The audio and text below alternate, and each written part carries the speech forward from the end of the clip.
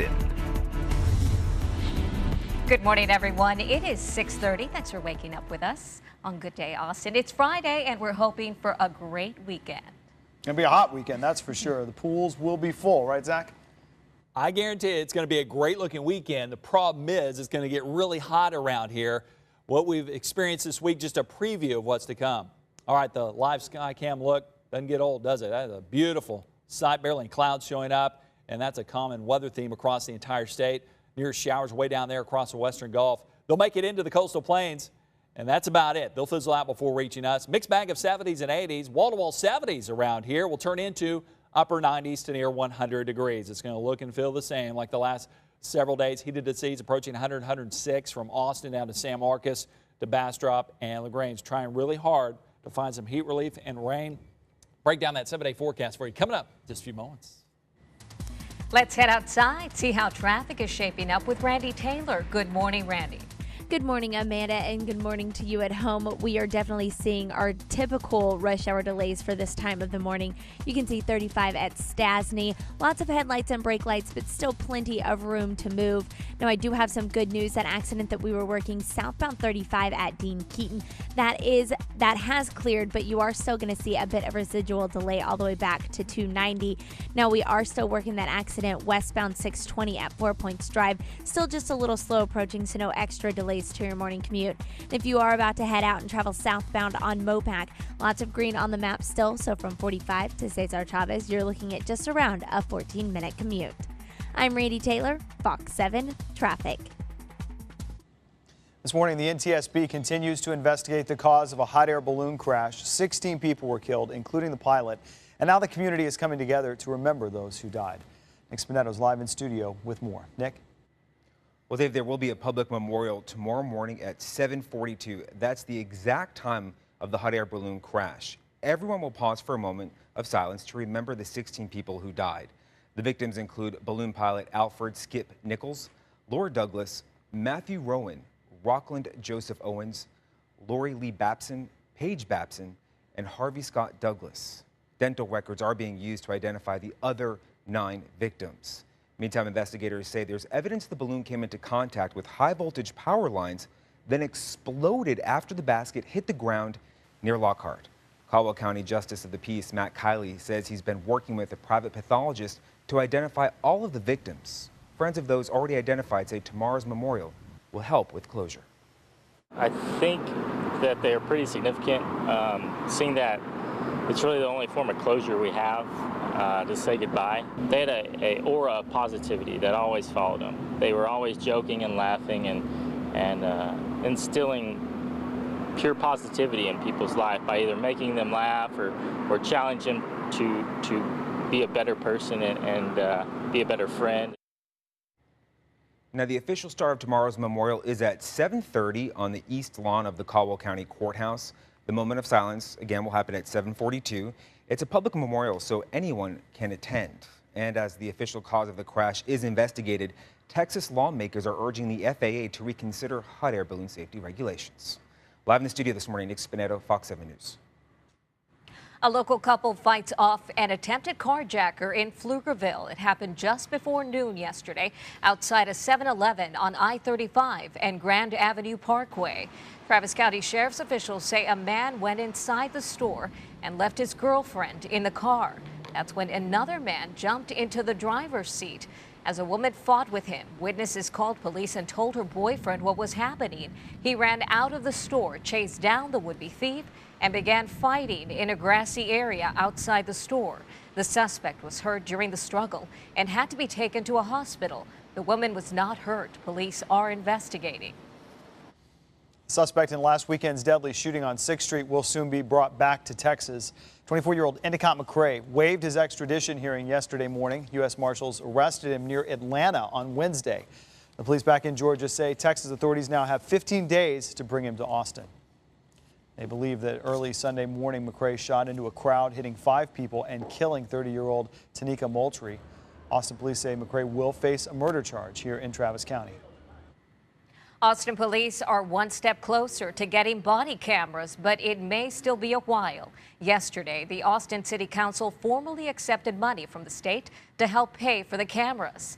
Fox 7's Casey Claiborne has that story. It was a rare unanimous vote on the dais Thursday morning.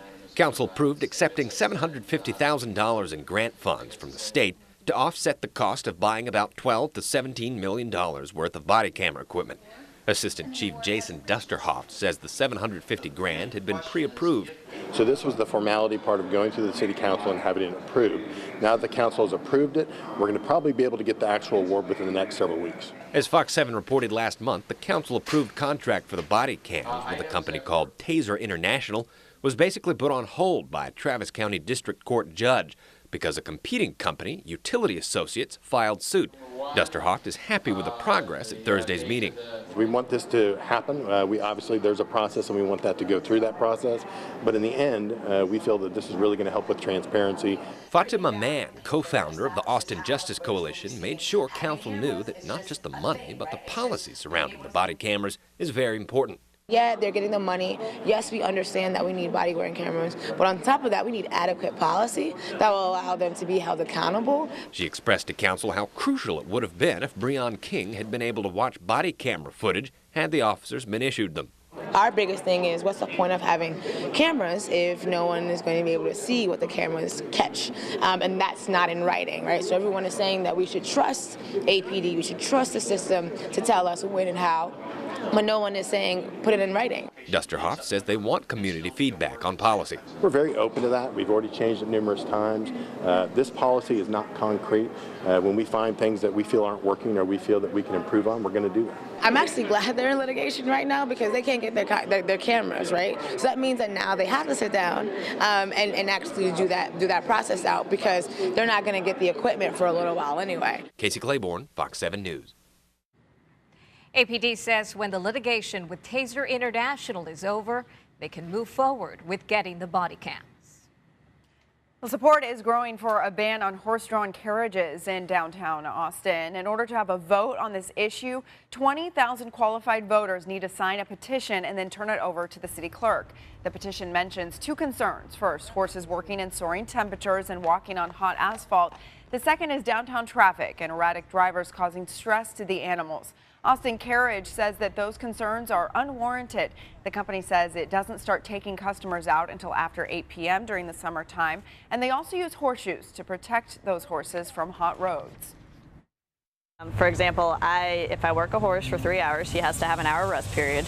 He has to have a certain amount of rest after every hour of work. Those are required to keep your horse sane, happy, and just all around mellow. My feeling is simply that this is just not an activity that we really need in Austin, given the welfare concerns and also given the fact that it just intensifies our traffic problems, and the last thing that Austin needs is worse traffic problems. Now, the author of this petition did not return our request for comment yet, and the City Transportation Department says they can't comment until this petition gets enough signatures and is verified by the city clerk.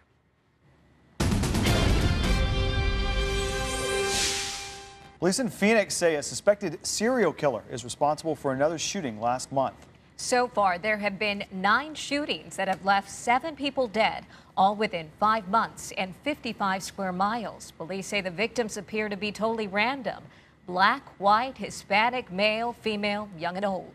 They've increased the reward for information, leading to an arrest of $50,000. George Zimmerman, the man who shot and killed Trayvon Martin, says he was in a bar fight over the weekend. It happened Sunday at a restaurant in Sanford, Florida. Zimmerman was telling a group of people he shot Trayvon Martin in self-defense, he says, when a man approached him, asked if he was bragging. Police say the man told Zimmerman to get out of the restaurant, then punched him in the face. And that's when Zimmerman called 911. He hit me. He hit my friend's cell phone. He told me he was going to kill me. He told me he'd shoot me. He punched me in the face. Witnesses disagree with Zimmerman's account of the incident. They say it was just a shoving match after Zimmerman allegedly started bragging about killing Martin. According to the police report, the drunken diner mistook Zimmerman for someone else. Charleston church shooter Dylan Roof has been beat up by another inmate at the county's detention center. The county sheriff says Roof was punched in the face several times in the jail's shower area. Roof and his attorney say they do not plan to press charges against the inmate, but the sheriff says the incident is bringing up safety and security concerns. At this point, the investigation continues. We obviously are looking into the issue of the door lock and what may have failed there. He's facing the death penalty in upcoming trials in both federal and state courts. Donations for the Orlando nightclub shooting victims have reached $23 million. Those funds will be distributed to the families of the 49 victims and 53 survivors. The exact amount each family will get will be determined by how much is raised by the end of next month. Stunning allegations against USA Gymnastics. In an exclusive investigative report, the Indianapolis Star reports gymnastics officials failed to report allegations or ignored multiple warnings that some athletes were being sexually abused by their coaches. Records from the gymnastics group uncovered by the paper indicate that complaints were made against as many as 50 coaches. The Star uncovered 4 cases where the team received warnings about 4 coaches, but did not report them to police. And the coaches went on to abuse at least 14 underage gymnasts. Each of those coaches was eventually arrested. Well, the Olympics do get underway tonight in Rio with the opening ceremony. The Olympic torch made its way to downtown Rio de Janeiro late yesterday. Athletes from 206 countries and a refugee team are in Brazil. They'll compete in 28 different events. An estimated 3 billion people will be watching the ceremony, which has taken 5 years to produce and includes 300 dancers, 5,000 volunteers, and 12,000 costumes. A Pennsylvania Uber driver is going to watch his son compete in the Olympic Games thanks to one of his passengers. Liz Wilcock was getting a ride around Philadelphia when her driver, Ellis Hill, said he couldn't afford the high cost of traveling to Rio. That's where his son, Darrell Hill, will be competing in shot put. Wilcock created a GoFundMe page and raised more than $7,000 to help Ellis cheer on his son. Not a bad morning out there weather-wise for August standards. We'll take low to mid-70s, 73 out in the hill country. We go to Fredericksburg, clear skies in all directions, 79 in Georgetown, 76 in LaGrange with a feels-like number of 82. Tracking a front to our north, Tropical Storm Earl to our south. Those 2 features, it's going to be a tough way to get in here to bust up this dome of high pressure. It's winning out for now. How long will it last? Find out with that 7-day forecast coming up next.